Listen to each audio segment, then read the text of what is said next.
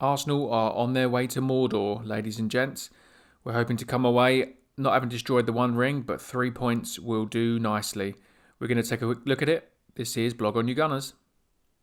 This is a bit of a tricky one in terms of lineup for Mikel Arteta. He has played Smith Rowe, Saka and Martinelli in both the Chelsea and Brighton games. And there's a question mark over whether he should be fielding them again from the start against West Brom. Given that they've played a lot of games, they've played a lot of minutes, they're not as match fit as other members of the squad, and we need them for games to come. There are bigger fish to fry, as it were. That said, everyone's always reluctant to change a winning formula or a winning team. These guys have played well, they've freshened it up, they've found a way for us to win where others, more senior players, have failed. And so why not give them one last chance? But there again, this is a Sam Allardyce team who are likely to be incredibly physical, and Bukayo Saka in particular has taken a lot of knocks in recent weeks from players who boot him, kick him, cajole him, hassle him, bully him, look to get as close as possible to him. And that is sure as hell what Sam Allardyce team is going to do. So do we start these guys? Do we trust the job to lesser lights, as it were, by which I mean more senior players, and maybe bring these kids on towards the end if it's not going so well? I don't know. For my money, I would give them one more start and give them 60 minutes, or give a couple of them 60 minutes to get the job done, see where we stand at that stage, and then bring on something a bit different. I think we need to keep the momentum rolling. We need another win on the board, and they're giving us the best chance at the moment of doing that. I think we risk playing the lesser lights and coming up against the same old problems, and then throwing away a good opportunity against a team we should really be beating to get the 3 points. So perhaps we should start these kids, give them a shot, and see where we lie. If we have to take them off or rest them for the FA Cup game and write that one off, then so be it. I think the Newcastle FA Cup is early in the new year, in the next 7 days maybe, I'm not sure, but I think that's maybe the one to look to for rotation. Let's give these kids one more blast and see how it goes. As for Allardyce's mob, I think they're going to be looking to keep it tight, keep it very compact, super deep, and invite some crosses if they cede any ground anywhere. So I expect him to set up defensively, maybe with an edge of breakaway if he can afford himself that indulgence. But I don't expect great stuff, progressive attacking football from Allardyce. So I would have thought, particularly in the back of a 5-0 spanking, that his team would reflect that. The challenge for Arteta is whether he goes all out in the attack and just banks on getting his nose far enough ahead, or whether he plays a bit more conservative and brings the likes of Pepe back in and perhaps Willian and David Luiz just to keep the legs fresh and to give them another chance to up their game and see if they can get the job done for him, thereby preserving the younger players for the challenges to come. That's one that's going to be tough for the manager to balance, and I think whatever he does is going to upset someone. So that's an unenviable task for him. In terms of form, Arsenal were in much better shape than they were even 2 weeks ago. We've got a couple of wins under our belt. We're looking sharper, livelier, more energetic, which is exactly what we wanted. We're seeing it at the moment. I hope we continue to see it, despite the first half at Brighton, which was a bit half and half, to say the least. So we're in decent shape. We're in good form. If we can get another win, we're in excellent form. We'll be in one of the form teams in the league, I'd have thought, with another win. But this will be no pushover, despite it being West Brom and despite them coming into the game on the back of a real hiding.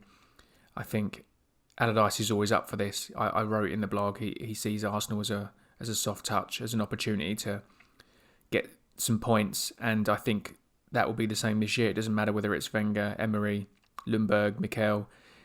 He will look to bully this team. He will look to get physical. He will look to use his set pieces, his set plays, and I think he will really fancy it, get his players up for it, and it's going to be up to us to keep them in a rut, keep them in a bad patch of form. Yes, they got a good result against Liverpool, but perhaps that speaks more to Liverpool being in a bit of a bad run or a slump themselves more than anything Allardyce has done or been able to impact. He is still relatively early in his tenure, not yet had the time to impose his brand of football on the team. So now is the time to play them. I know we never really like playing teams that have just taken a spanking because they look typically to get a response. They tighten things up, and that would be a nightmare for us, particularly as we struggled against deep-lying teams. But this is a team struggling down the bottom. Let's not forget that. We're in much better form than they are. We're on the up. We're back from the brink, as it were. So this is a big opportunity for us to get another 3. And we should be looking to attack and really punish them early on, and get the job done in the first half, ideally, so that we can invite them to do something in the second half, knowing full well that they don't have that quality. So let's take advantage of our form. Let's keep it moving, I say.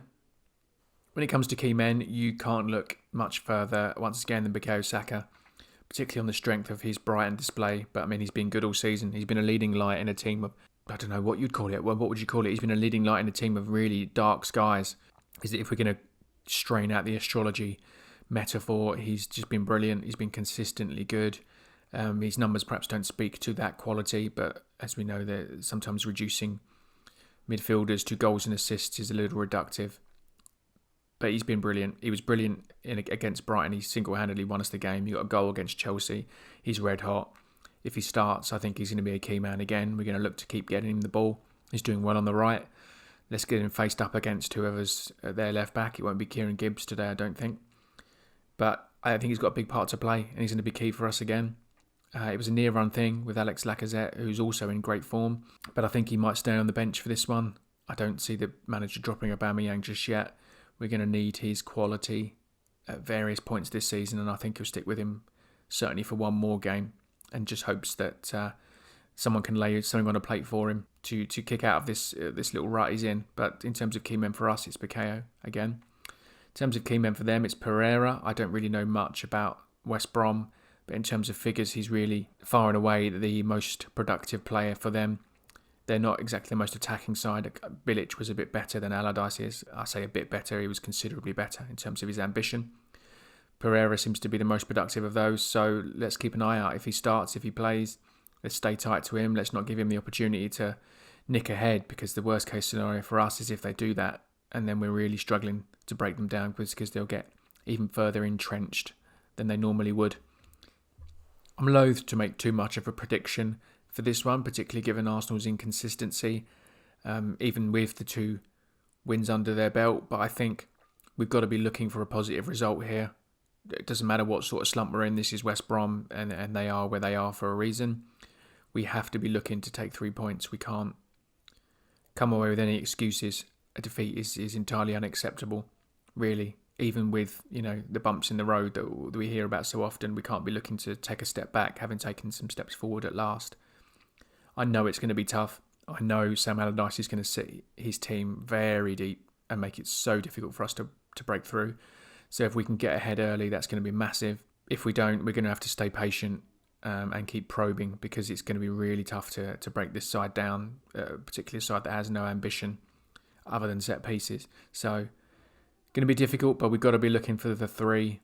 One's not a disaster, but it really should be the 3 at this stage, so that we can propel ourselves up the league and really start to build some serious momentum ahead of an important January for us, which is a story for another day, but it's an important January. Could be a transformative one. We could see Partey back, and once he's back, that can really drive us forward. So let's build the foundations, just get another win. Let's be ambitious. That's it from us for today, Gunners. It's an 8 o'clock kickoff. It's not our most favoured time slot.